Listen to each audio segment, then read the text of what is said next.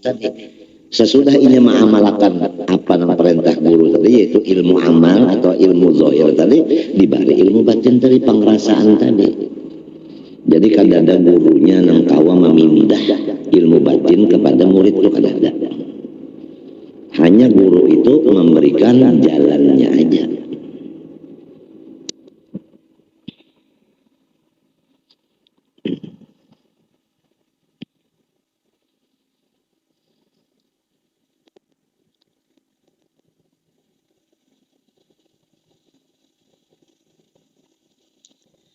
Na'am tazharu alaihim tajalliyatun wa haqa'iqu yushriqu nuruha ala hadirihim wa ya'nasu biha wa tatajalla biha sarairuhum wa illam yatakallamu biha. Akan tetapi bisa juga nampak di dalam diri mereka itu oleh kenyataan-kenyataan dari ilmu-ilmu batin mereka itu. Di mana nyatanya? Yaitu bersinar-sinar cahaya ilmu batin mereka di hati orang-orang yang hadir di majelis mereka. Dibuktikan orang yang hadir di majelis mereka itu tenang, merasa ketentraman di jiwa, merasa ketenangan di pikiran. Ini adalah berkat daripada ilmu batin yang ada di hati orang itu, sehingga orang yang hadir di majelis mereka itu merasakan sinaran cahayanya itu tadi, yaitu ketenangan dan ketentraman. Walaupun mereka tidak mengatakan apa yang menyebabkan orang-orang lain itu tenang dan tentram. Sebagaimana dikatakan oleh mereka itu, wa nahnu sukutun wal hawa yatakallam. Lidah kami berdiam, tetapi hati kami seakan-akan berbicara. Jadi seakan-akan hati mereka itu memberikan kepuasan kepada orang-orang yang hadir di majelis mereka, walaupun tidak terlihat benda yang memuaskan itu. ولهذه الأوصاف العلية والعناصر الطيبة الأحمدية كان عمدتهم في علوم المعاملة كتب الإمام الغزالي رفع الله به. Dan bagi segala sifat-sifat mereka yang mulia tadi dan unsur-unsur mereka yang bagus yang terbit daripada Rasulullah SAW. Walaupun mereka ahlus sunnah itu mempunyai sifat-sifat terpuji, yaitu seperti merasa fana yang asli itu tadi, nang la maujuda illallah itu,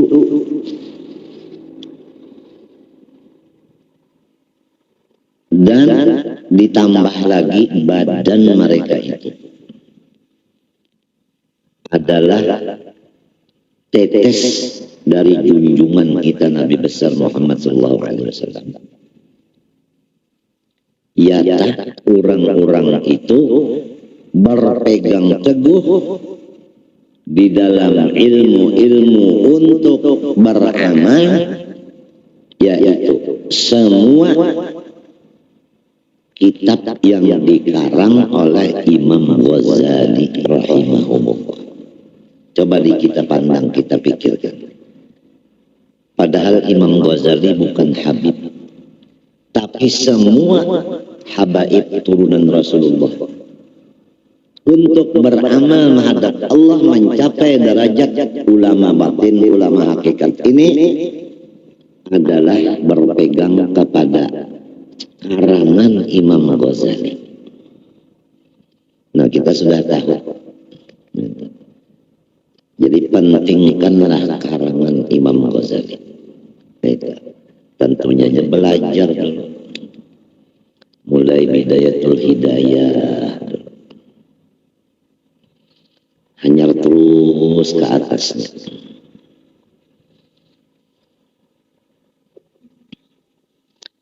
La siyamal ihya, terpaling istimewa dari semua karangan Imam Ghazali yang diberikan nama Ihya Ulumuddin. Inilah umdah, artinya pegangan Ahlus Sunnah wal Jamaah untuk beramal ibadah.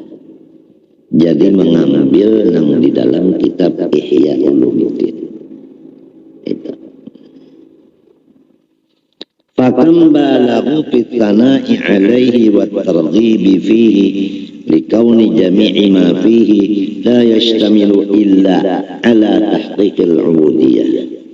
Maka berapa banyak orang-orang ahlu sunnah wal jamaah bersungguh-sungguh memuji akan Ihya Ulumuddin dan menggemarkan hati kaum muslimin supaya semuanya belajar Ihya Ulumuddin. Karena Ihya Ulumuddin itu tidak ada isinya hanya supaya kita membenarkan ubudiyah kepada Allah Subhanahu wa ta'ala, memimpin umat Islam supaya benar ubudiyah kepada Allah. Itulah kitab Ihya Ulumuddin.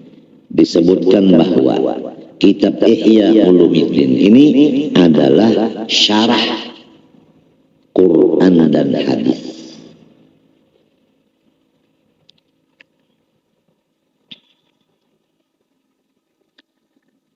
Fadalla dzalika minhum ala annahum akhassu ahli baiti Rasulillah sallallahu alaihi wa alihi wasallam. Maka menunjukkanlah keadaan mereka itu cucu Rasulullah yang mengutamakan karangan Imam Ghazali, walaupun Imam Ghazali bukan keluarga Nabi. Ini menunjukkan bahwa keluarga Nabi itu paling mengistimewakan daripada orang lain, mengistimewakan orang lain, menghormat orang lain. Nah, oleh sebab itu mereka itu diberi Allah keistimewaan. Karena menghormat orang lain, Allah memberikan kepada mereka kehormatan. Jadi orang yang menghormat orang lain dibalas, dihormati juga oleh orang lain. Kalau kada menghormat orang lain, balasannya itu juga kada dihormat juga oleh orang lain. Di dalam kitab Ihya Ulumuddin itu menyatakan bagaimana cara Rasulullah SAW. Lalu mereka itu mengikutinya. Nah, sesudah mereka itu mengikuti akan Rasulullah sebagaimana yang dicatatkan oleh Imam Ghazali di dalam kitab Ihya Ulumuddin, maka mereka itu dijadikan ahli warisnya Rasulullah zahir dan batin. Zahirnya memang waris Nabi karena turunan Nabi, batinnya waris Nabi karena alim dan amil. Jadi namanya duriyat Nabi zahir dan batin. Kalau orang Jawa mengikut Nabi Muhammad, namanya itu waris zahirnya.